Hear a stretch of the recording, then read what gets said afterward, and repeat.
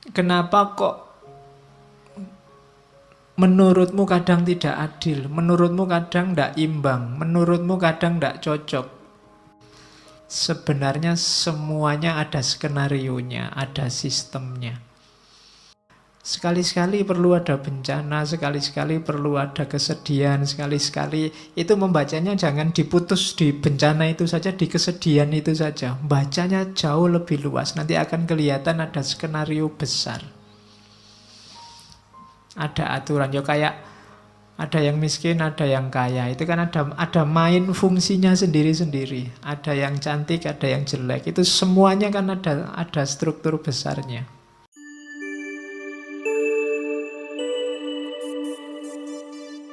Assalamualaikum warahmatullahi wabarakatuh. Bismillahirrahmanirrahim. Alhamdulillahirabbil alamin. Wa bihi nasta'inu ala umurid dunya waddin. Allahumma sholli wa sallim wa barik ala habibina wa syafi'ina sayyidina wa maulana Muhammadin wa ala alihi wa ashabihi wa man tabi'ahum bi ihsanin ila yaumiddin. Bismillah, kita lanjutkan ngaji kita. Saya awali dari Romawi. Marcus Aurelius. Beliau dikenal sebagai tokoh filsafat stoikisme. Dulu kita pernah belajar itu dan dulu pernah disinggung sedikit-sedikit tentang Marcus Aurelius. Malam ini kita masuk agak banyak. Jadi dengan bekal filsafat stoik ini, Marcus bisa jadi pribadi yang tangguh, sabar. Marcus ini dikenal raja yang sangat sabar, ulet, tekun, dan akhirnya menang. Meninggalnya karena sakit, tidak karena perang. Meskipun hidupnya banyak mengalami pengeram, mengalami bencana alam. Oke, kita lihat ya dahsyatnya filsafat dalam diri seorang pemimpin stoikisme. Ada tokoh barat yang meneliti filsafat Islam, namanya Joseph Van Es. Katanya Joseph Van Es, hasil penelitiannya tentang stoik ini, sebenarnya epistemologi yang banyak dikembangkan dalam tradisi filsafat Islam itu bukan Aristotelian, tapi logika-logika stoik. Makanya bau spiritualnya agak kental. Kalau Aristotelian murni kan agak realisme. Kalau coba baca Al-Kindi, baca Al-Farabi, baca Ibnu Sina, itu kan bau spiritualnya kuat. Cara berpikirnya agak bau stoik. Ya silahkan kamu cari sendiri apa iya begitu. Oke, kita lihat ya, di mana menariknya stoikisme khasnya Marcus Aurelius. Orang stoik itu ciri berpikirnya 4. Yang pertama, berfilsafat tidak perlu jelimet, yang penting baik dan manfaat. Ini prinsip luar biasa. Kalau di kita kan kadang-kadang filsafat itu kalau nggak jelimet kan kurang filsafat. Filsafat itu harus rumit. Kalau nggak rumit nggak filsafat. Prinsipnya stoik kebalikannya, nggak ada gunanya perumitan-perumitan itu. Yang simpel saja, apa adanya, tapi baik dan manfaat. Di antara yang membuat banyak orang trauma sama filsafat itu kan buletnya itu. Semakin ada tokoh filosof ngomong kok jelimet, semakin kamu puji, filsafatnya jeru gue mesti. Ya kan, setiap kali kamu nggak paham kan kamu anggap itu wah dalam itu, kan gitu kamu. Padahal prinsipnya stoik kebalikannya, tidak begitu. Jadi gagasan-gagasan besar itu tidak terlalu penting. Yang penting itu gagasan yang baik dan manfaat. Itu rumus pertama itu. Makanya stoikisme itu mudah dipahami. Kenapa kalian tidak paham? Ya karena bahasa Inggris kebanyakan referensinya, terjemahan ke dalam bahasa Indonesia. Yang kedua, stoikisme ini rasanya agak cocok sama dunia timur karena yang ditekankan dimensi internalnya manusia, dimensi dalamnya, dimensi ruhaniyahnya. Termasuk konsepnya tentang kebahagiaan. Orang-orang stoik meyakini bahwa bahagia atau tidak bahagia itu tergantung dirimu yang ada di dalam, bukan tergantung yang di luar diri. Kalau kebahagiaanmu kamu cantolkan pada yang di luar dirimu, percayalah kamu tidak akan ketemu yang namanya bahagia. Saya bahagia Pak kalau besok punya uang banyak. Kamu tidak akan ketemu-ketemu, karena begitu kamu dapat uang banyak, kamu pengen lebih banyak lagi. Kalau saya punya istri cantik Pak, mungkin kamu tidak ketemu bahagia karena yang lebih cantik dari istrimu besok pasti banyak. Ya mau kamu kawin, ya pas dikawini cantik, nanti lama-lama ya tua dan jelek. Yang lebih cantik pasti banyak. Kalau dasarmu hanya itu, kamu tidak akan ketemu-ketemu sama kebahagiaan. Kekayaan juga begitu. Maka katanya stoik, yang penting dimensi dalammu. Meskipun nggak terlalu cakep, nggak terlalu kaya, asal kamu puas, rela, ridho, bahasa agamanya, sudah cukup bahagia. Oke. Kemudian orang-orang stoik punya pandangan bahwa alam semesta ini kalau dalam agama yang ketiga ini namanya sunnatullah. Ada logos universalnya. Jadi alam ini ada sistemnya dan ada tujuannya. Kenapa kok menurutmu kadang tidak adil, menurutmu kadang tidak imbang, menurutmu kadang tidak cocok? Biasanya kesimpulanmu begitu karena lihat parsial-parsial. Karena lihat satu peristiwa demi satu peristiwa. Kalau kamu baca lebih utuh, lebih luas, sebenarnya semuanya ada skenarionya, ada sistemnya. Itu keyakinannya orang stoik. Sekali-sekali perlu ada bencana, sekali-sekali perlu ada kesedihan, sekali-sekali itu membacanya jangan diputus di bencana itu saja, di kesedihan itu saja. Bacanya jauh lebih luas, nanti akan kelihatan ada skenario besar. Ada aturan, ya kayak ada yang miskin, ada yang kaya. Itu kan ada main fungsinya sendiri-sendiri. Ada yang cantik, ada yang jelek. Itu semuanya kan ada struktur besarnya. Kalau cantik semua juga mungkin ada sunatullah yang akan tidak jalan, jelek semua juga begitu. Oke, kamu sendiri yang bisa nyari contoh banyak. Terus yang terakhir berarti apa? Manusia itu tugasnya ya jalankan fungsimu sebagai manusia. Tidak usah terlalu banyak komplain, terlalu banyak protes, terlalu banyak rekayasa. Malah bulet sendiri kamu nanti. Malah bingung sendiri, kayak Diogenes kemarin loh. Kenapa hidup kita susah? Kita sendiri yang bikin rumit. Jadi jangan dibulet-bulet, kembali ke yang alami-alami, yang natural-natural. Nah, itu maunya orang-orang stoik. Manusia itu kan yang bikin rumit kan dirinya sendiri. Sebenarnya rumusnya hidup itu kan simpel. Kalau lapar ya makan, kalau ngantuk ya tidur. Kalian ngaji kok sambil ngantuk, kan bingung, Pak saya ngantuk sekali Pak. Ya tidur, kan simpel. Kamu sendiri yang bikin rumit, gitu loh. Oke. Kalau enggak punya ya nyari. Kalau yang dicari ada di orang lain ya minta, minta nggak dikasih ya utang. Itu kan rumus simpel sebenarnya.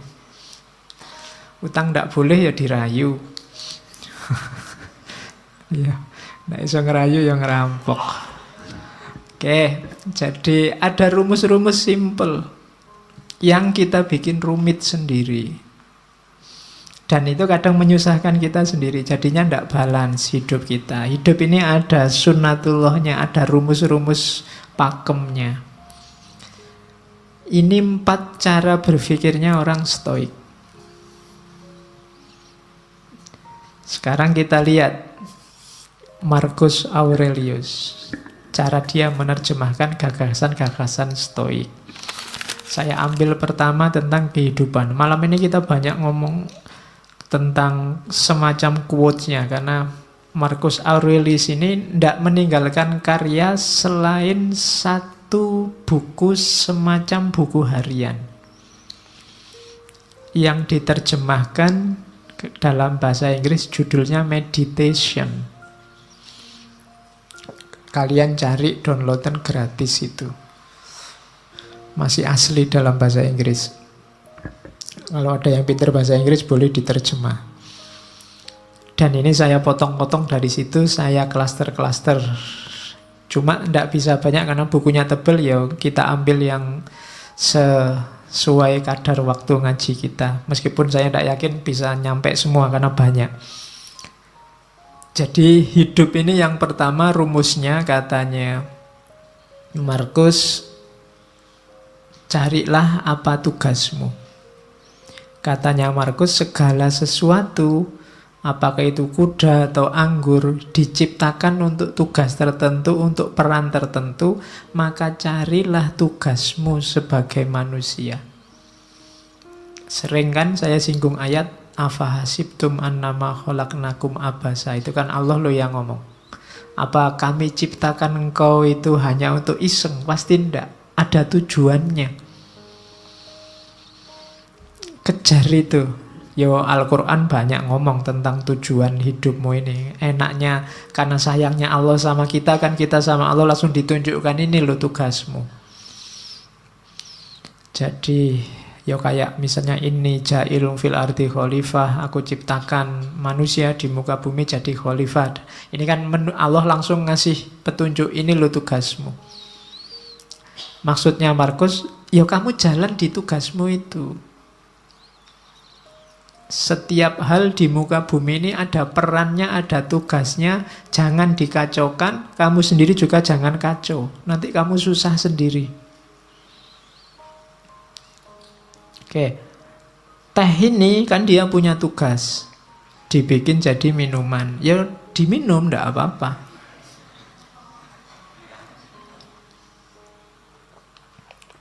Manusia yang minum, jangan dibikin kacau. Nanti tehnya kamu pakai ngepel terus kamu siramkan di karpetnya masjid. Itu jadi kacau, kamu sumpek sendiri. Tidak di situ mainnya teh, dia untuk diminum. Jadi rumusnya hidup pertama, tugasmu apa? Yang harus kamu lakukan apa? Saya sering bilang, nggak usah cerewet tanya, apa Pak? Saya nggak tahu. Nggak, kamu sudah tahu. Begitu kamu tahu identitasmu, sebenarnya kamu tahu apa yang harus kamu lakukan. Begitu kamu tahu bahwa saya mahasiswa Pak, kamu sudah tahu apa yang harus dilakukan seorang mahasiswa. Di rumah, saya ini anak loh Pak, kamu tahu apa yang harus dilakukan seorang anak. Saya ini tetangga loh Pak, kamu sudah ngerti rumusnya tetangga yang baik seperti apa. Jadi tanya tugasmu apa, jalankan itu. Itu rumusnya orang hidup yang pertama. Dan yang kedua, ndak usah khawatir, ndak bisa. Katanya Marcus, manusia pasti mampu melakukan semua yang Tuhan ingin ia lakukan. Kalau Allah nyuruh kita jadi khalifah, pasti kita punya kekuatan untuk mengkhalifahi alam semesta. Ketika kamu ditakdirkan jadi mahasiswa, pasti memang kamu punya potensi untuk jadi mahasiswa yang baik. Bahwa hasilnya tidak baik, itu berarti kamu kurang maksimal menjalankan tugasmu. Jadi ini rumus-rumus dasar dalam hidup, katanya Markus. Pasti bisa asal kamu tidak manja. Kita kan sering manja, sering cengeng, sering cerewet. Sudah tahu masih tanya. Kita sering mengkritik Bani Israel, Yahudi, kita sering begitu. Orang Yahudi itu kan waktu diperintah ada aja yang ditanyakan. Disuruh menyembelih sapi masih ditanya, kulitnya sapi warnanya apa, besarnya seberapa, itu cerewet. Padahal begitu disuruh membelih sapi aja kan tidak masalah, tapi masih cerewet, tanya macam-macam. Padahal ya sudah ngerti pantasnya membelih sapi itu ya sapi yang semacam apa kan gitu. Ya sama lah, kadang kayak mahasiswa disuruh bikin makalah berapa halaman Pak, kemudian referensi ini boleh enggak Pak, kamu repot sendiri nanti, salahmu sendiri, cerewet. Coba diperintah ya Pak, nah, kan sudah, selebihnya kamu mikir sendiri, ijtihad sendiri. Biasanya banyak tanya itu kan maksudnya kamu ingin dapat yang ringan, atau syukur-syukur bisa enggak jadi diperintah. Kan itu. Orang Yahudi itu kan begitu, nawar bolak-balik itu kan maksudnya yo siapa tahu ndak jadi karena perintahnya ndak jelas. Nah, kita sering begitu dalam hidup. Kamu sering ngerti tugasmu tapi ndak jalan, kenapa? Kamu nyari alasan, nyari dalih. Alah Pak, ujian masih lama. Alah Pak, kan segalanya sudah ada garisnya, ada takdirnya. Alah Pak, selalu begitu, nyari dalih. Terus bekalmu lengkap, katanya Markus. Yang pertama apa? Ndak usah khawatir. Alam ini ada rumusnya, ada sunatullahnya. Jalankan tugasmu sesuai sunatullah. Kenapa harus kamu jalankan sekarang? Karena tidak lama lagi engkau ndak ada. Dimanapun. Hidup ini kan cuma sementara. Kamu dikasih fasilitas hidup yang sementara dengan tugas tertentu. Kalau nanti tiba-tiba kamu dipanggil sama yang ngasih tugas dan tugasnya belum selesai, bisa jadi kamu dikasih nilai C, D, atau E. Kalau kamu dikasih nilai E kan susah. Kalau ndak lulus di kampus gampang. Kalau ndak lulus besok di akhirat, urusannya panjang. Kamu tidak bisa ngerayu-ngerayu karena sudah selesai, tidak ada remedinya. Besok waktu dihisab di akhirat kan kamu mbok ada ujian susulan, tidak ada, sudah selesai. Maka katanya Markus, bekalmu lengkap, alam semesta menyediakan semuanya termasuk hukum-hukumnya. Segera jalan karena waktu kita terbatas. Pada saatnya semua akan tidak ada, termasuk Hadrian, termasuk Agustus di kalimat itu.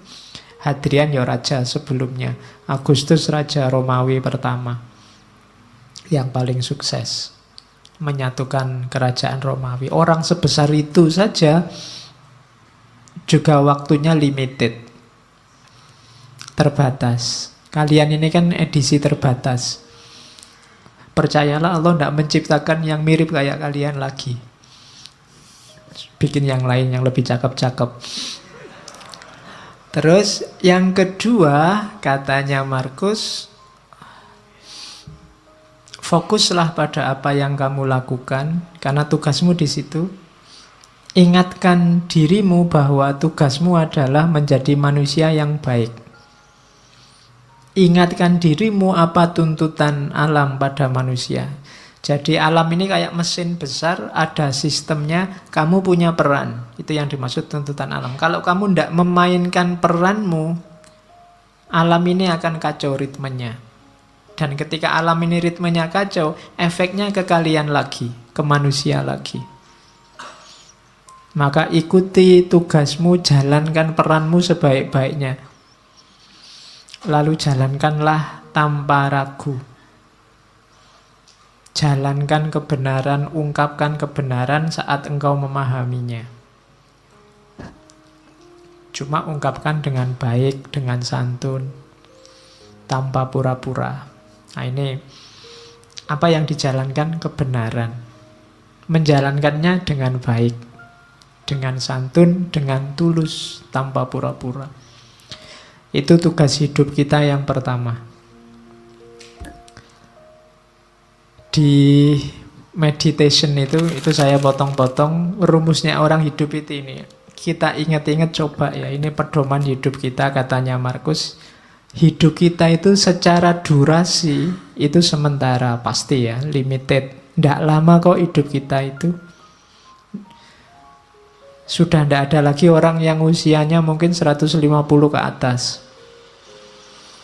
Atau 200 lah, tidak ada. Orang sudah 70, 80 itu sudah luar biasa. Malah kasihan orangnya kalau nggak meninggal-meninggal. Loh iya, malah kasihan. Sifatnya berubah. Hidup kita ini karakternya alam di antara yang kita sebut sunnatullah tadi berubah. Maka kalau kamu kaku, ritmemu akan kacau. Jangan kaku. Kamu harus luwes. Ketika kamu kaku, sementara lingkungan alam sekelilingmu berubah, maka yang terjadi ritmemu kacau, jangan-jangan kamu juga mengacaukan ritmenya orang lain. Jadi karakternya hidup ini berubah. Durasinya sementara. Persepsi kita, pemahaman kita, sifatnya abu-abu kalau bahasanya.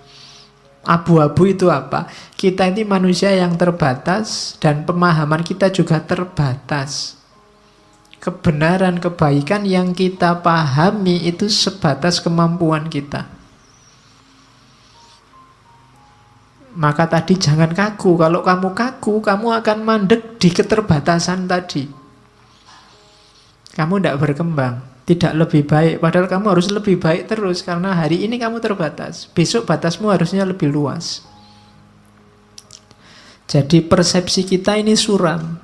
Kita itu tidak ngerti sangat banyak hal. Ngertinya cuma sedikit.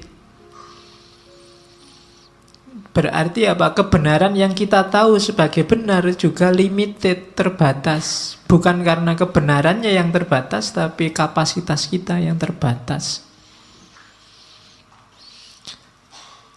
Kemudian persepsi urusan akal ya, pemahaman. Sekarang tubuh kita itu sifatnya melemah. Grafiknya manusia itu kan ya kecil jadi besar, setelah itu kan melemah.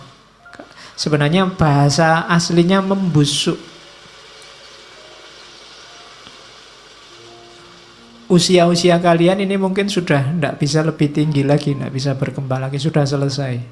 Kecuali kamu ikut terapi-terapi minum pil apa itu, nambah tinggi 2 cm itu mungkin ya.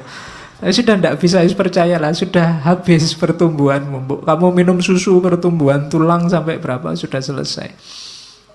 Usia-usia kita sudah tua. Jadi, dan grafiknya pasti semakin melemah. Tidak ada orang yang tambah tua, tambah kuat, luar biasa, tambah tidak ada. Pasti. Jadi tubuh, jasad, fisik itu semakin melemah. Kemudian jiwa kita itu yang karakter utamanya sebenarnya dia kebingungan. Soul itu. Dia kalau tidak punya pemandu resmi, dia selalu bingung, mudah dipengaruhi. Akal itu kan, mental itu kan mudah dipengaruhi. Sekarang seneng, besok benci. Kemarin kerjasama, sekarang gegeran. Itu jiwa kita selalu begitu. Mudah dipengaruhi, selalu dalam kebingungan. Kemudian 5 yang atas tadi kan serba tidak enak.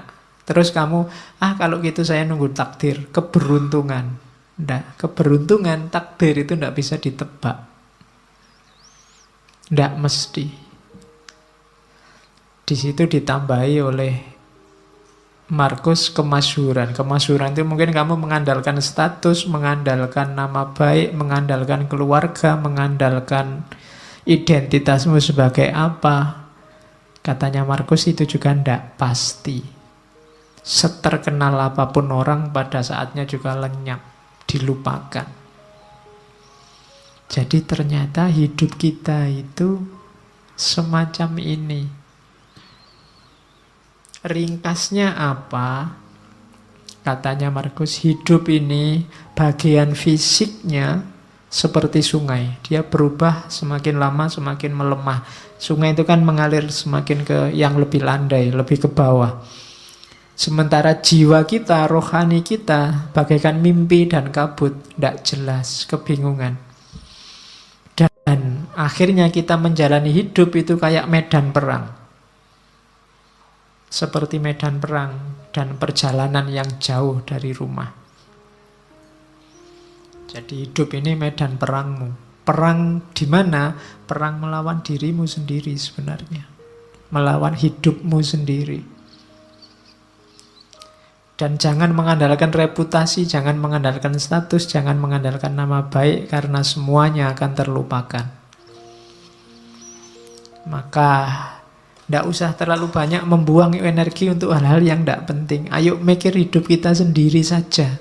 Wong hidup kita sendiri juga tidak terlalu bagus situasi dan kondisinya. Wong ya semua orang begitu. Kalau ditarik lebih jauh lagi, tidak ada orang yang pantas sombong. Sering saya bilang bahwa manusia itu diciptakan sebagai sosok yang tidak pantas untuk sombong. Karena lemah dalam segala aspeknya. Oke, nah kalau hidup begitu, kebahagiaan terus. Lah kalau gitu apa harus sumpek? Enggak, katanya Markus. Meskipun hidup itu selemah itu, tapi kita tetap bisa bahagia. Rumusnya bahagia simple. Yang pertama, pikiran. Kebahagiaan hidupmu tergantung kualitas dari pikiranmu. Hari ini, detik ini kamu bisa langsung bahagia meskipun sedang sumpek urusan apa wae, tinggal kamu detailkan urusanmu apa.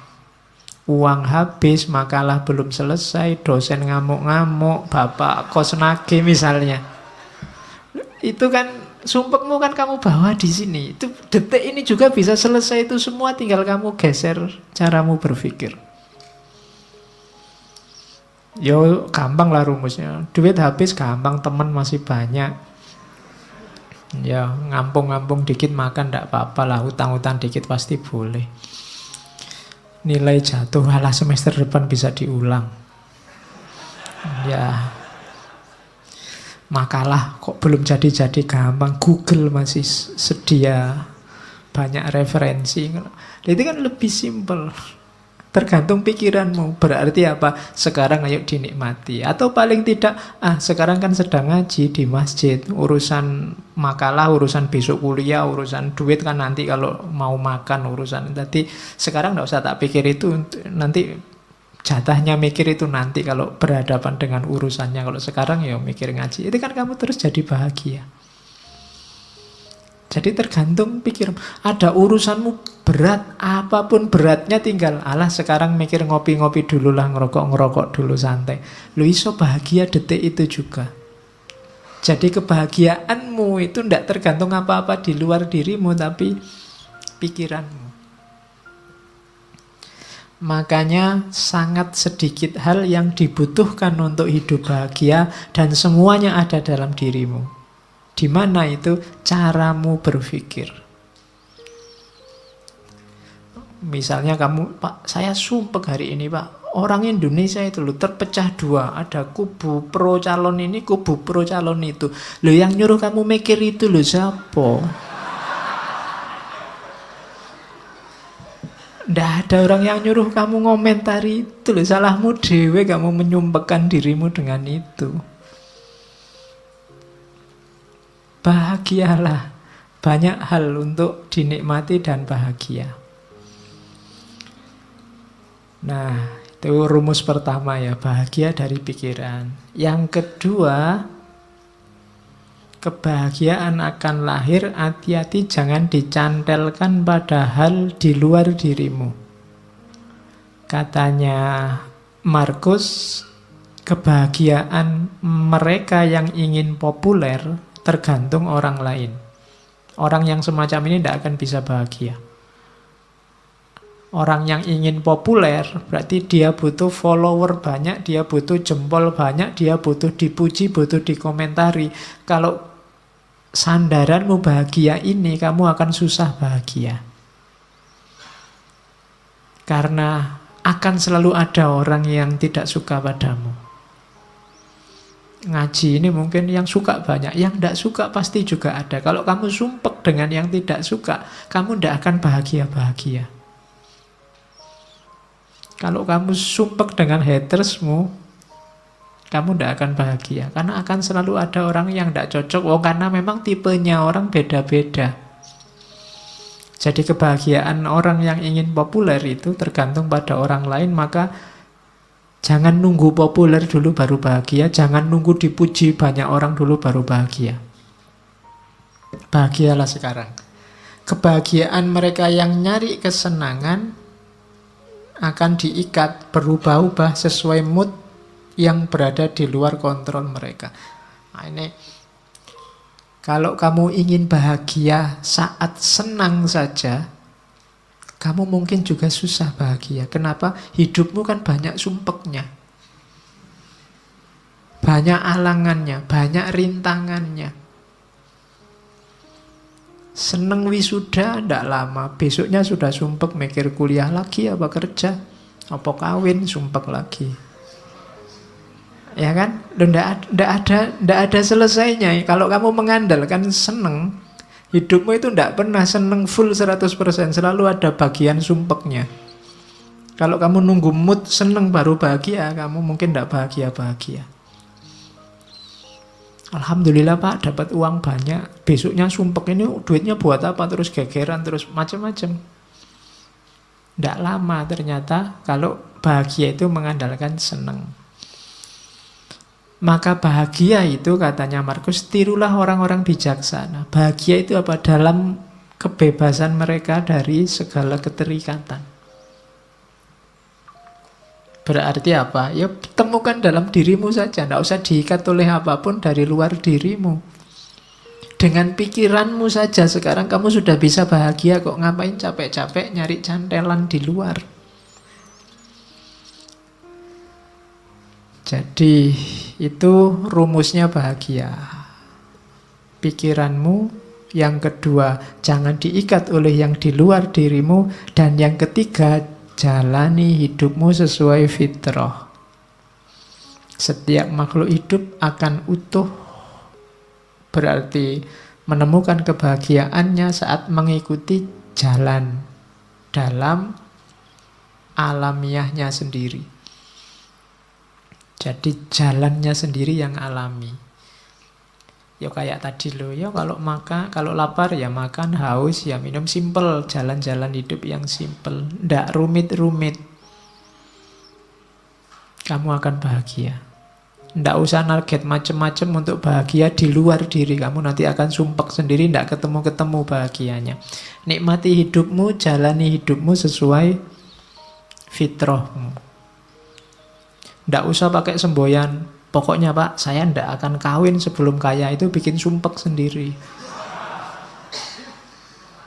Ya kalau memang ada calonnya, cukup segalanya, ya nikah saja. Saya Pak, sebelum 29 misalnya, itu kan banyak yang begitu. Ndak usah lah, bikin rumit sendiri. Pokoknya kalau cocok sesuai apa-apanya jalan, ya nikah saja, ndak masalah. Itu hidupmu akan utuh. Oke, yang tadi kebahagiaan. Sekarang menghadapi kesulitan yang kita sebut rasa sakit.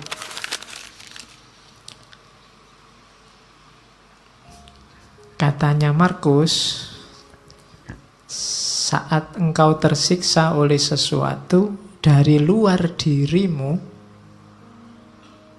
rasa sakit itu sebenarnya bukan dari sesuatu yang menyakitimu, namun dari anggapanmu terhadapnya. Dan engkau memiliki kekuatan untuk mencabutnya kapanpun kau mau. Kalau kamu disakiti orang, Loh, sebenarnya orang itu tidak bisa menyakitimu kalau kamu tidak mau sakit. Pak, orang itu bikin aku mangkel ya Pak. Loh, salahmu sendiri mau mangkel. Mbok kamu ndak usah mau jengkel, nggak usah mau mangkel kan, ndak jadi dia membuat kamu jengkel. Dia membuatmu jengkel karena kamu mau jengkel. Tolaklah rasa sakitmu dan rasa sakit itu akan lenyap. Ndak ada orang bisa menyakitimu, ndak ada orang bisa mencurangimu, nggak ada orang bisa menaklukkanmu kalau kamu sendiri ndak mau. Jadi katanya Markus, raih kembali kesadaranmu, panggil kembali dirimu, dan bangunlah sekali lagi. Kini akan kau sadari bahwa yang mengganggumu hanyalah mimpi. Pandanglah kenyataan ini sebagaimana engkau memahami mimpimu. Ya silahkan sekarang didaftar apa yang membuatmu sumpek, membuatmu sakit, membuatmu merasa tak berdaya, membuatmu merasa lemah. Semuanya pasti tidak real. Semuanya bukan sesuatu yang nyata. Hanya permainan pikiranmu dalam tanda petik.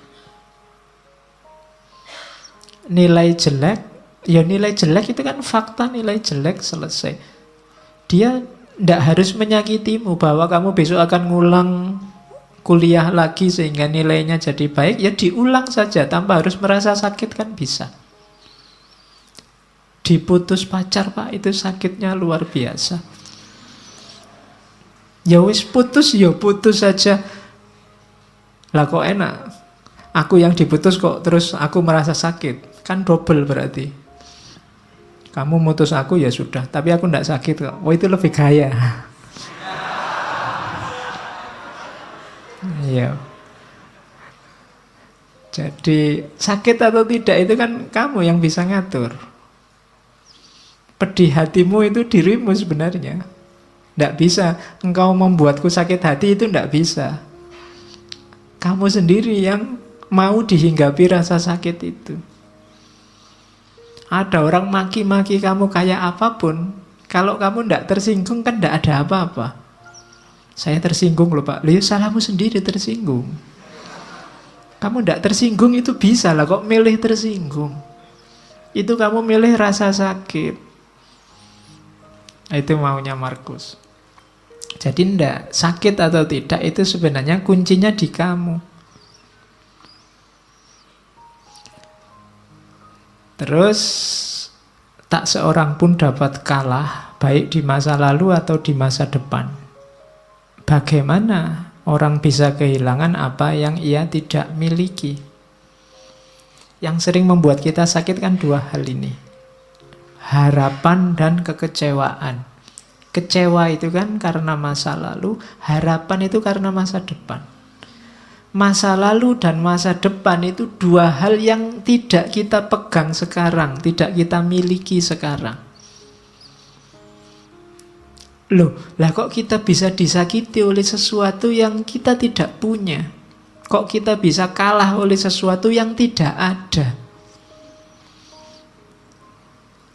Masa lalu itu kan tidak ada, sudah lewat. Masa depan itu nanti belum terjadi. Lah kok kita bisa kalah oleh itu, katanya Markus? Harusnya tidak. Jadi kekecewaan dan harapan itu jangan sampai membunuhmu. Kenapa? Karena dia sesuatu yang tidak ada. Sesuatu yang tidak ada jangan menyakitimu. Hidupmu kan di masa kini. Dia tiba-tiba menyakitiku Pak, aku tiba-tiba diputus. Kapan? Tadi. Oleh sudah tadi aja, sudahlah. Nah iya kan? Kan berarti masa lalu itu. Meskipun 1 jam yang lalu kan sudah jadi masa lalu. Meskipun putusnya tadi sore jam 5, kan kamu sudah masa laluku itu kan? Iya. Oke, jadi jangan mau disakiti oleh masa lalu dan masa depan. Berpikir yang positif. Kayak di kalimat terakhir itu, adalah nasib burukku semua ini terjadi padamu, padaku sebenarnya itu. Kita kan sering mengeluh begitu, aduh nasibku kok jelek ya. Katanya Markus, jangan begitu. Bilang saja nasibku baik, adalah nasib baikku. Di mana nasib baiknya? Meskipun ini terjadi padaku, tapi aku dapat menanggungnya tanpa rasa sakit. Baik itu kehancuran di masa kini maupun ketakutan akan masa depan. Kalau kamu ada masalah apapun, jangan mengeluh.